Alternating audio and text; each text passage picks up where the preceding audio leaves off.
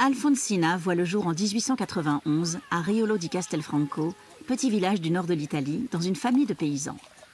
Elle aussi grandit avec un frère, et même 10 selon la légende. Un jour, son père a l'idée d'échanger des poules contre le vélo du médecin du village. Alfonsina a 10 ans, c'est la révélation. Tant que la petite se contente de parcourir la campagne, ça ne dérange pas sa famille. À cette époque-là, le cyclisme en était à ses débuts en Italie.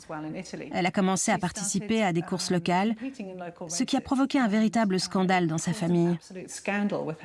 Mais le cyclisme la passionnait par-dessus tout. Et elle était très douée. Elle a commencé à travailler comme couturière. Elle faisait la navette. Elle parcourait des centaines de kilomètres. Elle était capable de prendre un train jusqu'à Milan, simplement parce qu'elle avait entendu dire que des courses féminines s'y déroulaient. Lorsqu'à l'âge de 13 ans, elle décide de participer à une compétition avec les hommes, sa mère, qui veut en faire une couturière, ne supporte pas de la voir se comporter comme un garçon. Malgré l'opposition de ses parents, Alfonsina persévère. Dans une société où la femme est cantonnée au foyer, au champ ou à l'usine, Alfonsina a choisi de vivre autrement.